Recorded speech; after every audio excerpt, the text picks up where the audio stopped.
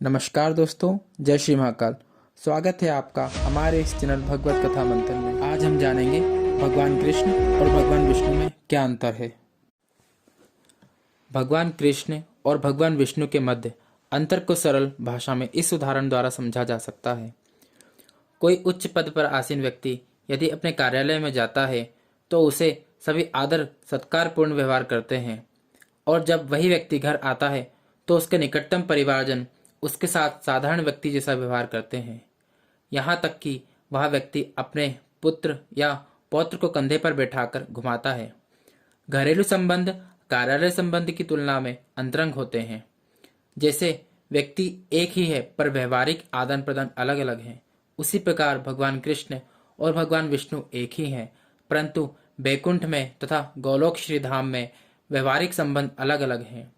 वह धाम जहाँ उनके श्वांश श्री नारायण अथवा श्री विष्णु निवास करते हैं उसे बैकुंठ कहा जाता है। तात्विक दृष्टि से गोलोक तथा बैकुंठ में कोई भेद नहीं, किंतु बैकुंठ में भगवान की सेवा भक्तों द्वारा असीम ऐश्वर्य द्वारा की जाती है, जबकि गोलोक में उनकी सेवा शुद्ध भक्तों द्वारा सहज स्नेह भाव अथवा प्रेम से की जाती है। भगवान श्री कृष्ण श्री विष्णु के रूप में उसी प्रकार विस्तार करते हैं जिस प्रकार एक जलता हुआ दीपक दूसरे दीपक को जलाता है। यद्यपि दोनों दीपक की शक्ति में कोई अंतर नहीं होता, तथापि श्री कृष्ण आदि दीपक के समान हैं। भगवान श्री कृष्ण अवतारी हैं, न कि विष्णु के अवतार, जिनके सर्वप्रथम 3 अवतार हैं। पहला अवतार कारणोदकशाही विष्णु, जिनके उदर में समस्त ब्रह्मांड है तथा प्रत्येक श्वास चक्र के साथ ब्रह्मांड प्रकट होते तथा विनिष्ट होते रहते हैं। दूसरे अवतार गर्भोदकशाही विष्णु, जो प्रत्येक ब्रह्मांड में प्रविष्ट करके उसमें जीवन प्रदान करते हैं तथा जिनके नाभि कमल से ब्रह्मा की उत्पत्ति हुई है। तीसरे अवतार हैं क्षीरोदकशाही विष्णु, जो परमात्मा के रूप में प्रत्येक जीव के हृदय में तथा सृष्टि के प्रत्येक अणु में उपस्थित होकर सृष्टि का पालन करते हैं।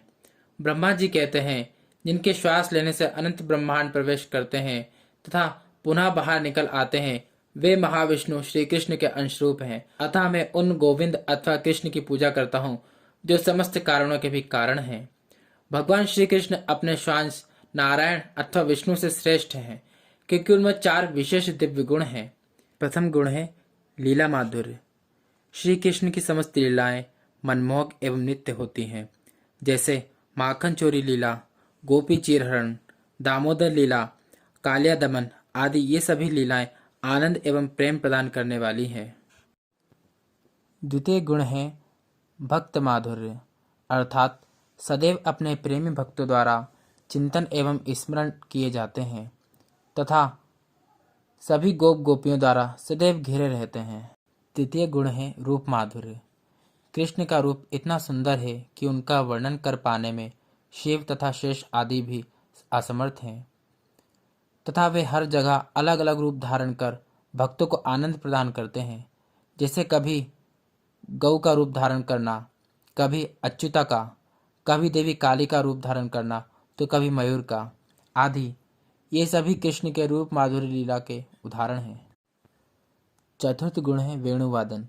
श्री कृष्ण का वेणुवादन इतना अद्भुत है कि उनकी बांसुरी की धुन को सुनकर गोप गोपियों के साथ साथ हिंसक पशु पक्षी भी मंत्रमुग्ध होकर कृष्ण के निकट आ जाते थे। तो आज हमने जाना श्री कृष्ण और श्री विष्णु में क्या अंतर होता है। ऐसी ही रोचक और अद्भुत कथाएं जानने के लिए जुड़े रहिए हमारे इस चैनल भगवत कथा मंथन से। धन्यवाद।